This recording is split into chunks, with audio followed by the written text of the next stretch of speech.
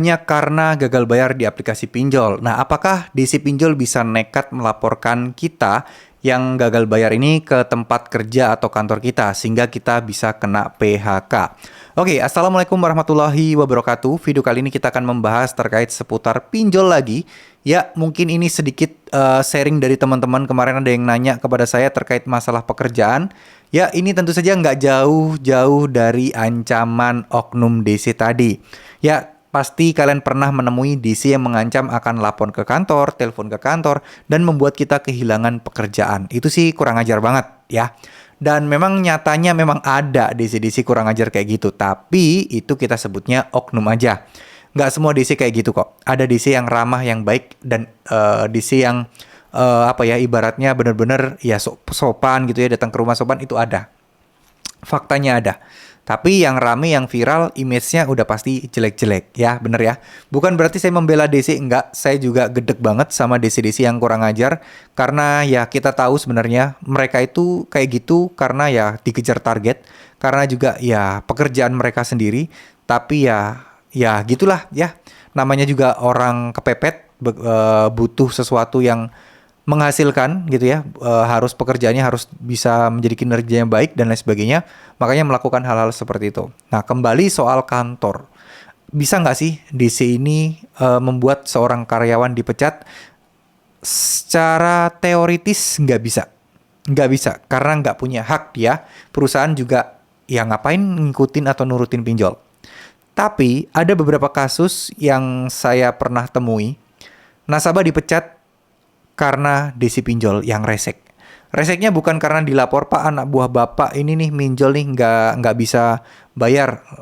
Tolong dong segera dikondisikan. Misal dipanggil, dipecat, nggak kayak gitu. Biasanya mereka dengan cara mengganggu tempat pekerjaan kita. Salah satu yang paling sering terjadi adalah bikin review jelek di Google Review, di Google bisnis ya. Kalau kita nge-search sesuatu misal PT ABC gitu ya, di situ kan ada kayak di bagian samping kanan kan ada kayak review-review kah, ada yang bintang-bintang. Nah, itu dibintangin satu semua dan disebutkan nama kita, bahwa kita ini karyawan nggak bener yang ingkar janji, terus jelek-jelekin perusahaannya dan minta perusahaan ini untuk didik karyawannya dan lain sebagainya. Intinya ratingnya jadi jelek banget. Akhirnya dia mau nggak mau, karena mungkin yang punya usaha kesel ya, usahanya dibangun dengan susah payah, dapat rating, di spam rating jelek kayak gitu, itu pasti mungkin emosi juga bosnya, akhirnya dipecat. Itu bisa terjadi memang. Tapi di sini sebenarnya kita harus selangkah lebih dulu dibandingkan DC tersebut. Misal, ada ancaman, ada indikasi dia mau mengganggu di kantor, kalian ngomong baik-baik ke bos kalian, ya. Ini tapi juga nggak bisa diratakan sih. Kalau bos kalian resek juga ya agak susah. Bos kalian nggak peduli ya agak susah. Tapi ya mudah-mudahan bos teman-teman lebih baik lah ya. Jadi bisa sharing dari hati ke hati, minta tolong, terus kemudian minta tolong bukan minta pinjemin uang ya buat bayar, enggak. Tapi lebih kepada memaklumi apapun nanti yang akan terjadi ya.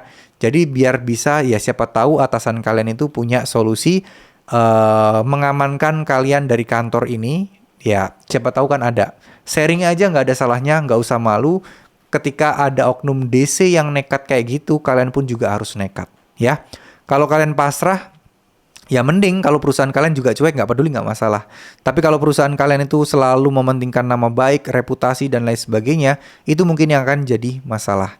Jadi alangkah baiknya kita selangkah lebih dulu. Sebelum mereka menyebarkan lebih luas, kita konsultasi dulu, cerita-cerita dulu kepada atasan kita. Barangkali ada jalan keluar di sana. Setidaknya jika ada kemungkinan terburuk nanti akan terjadi, udah pada tahu dan udah bisa memahami kira-kira solusinya apa. Ya.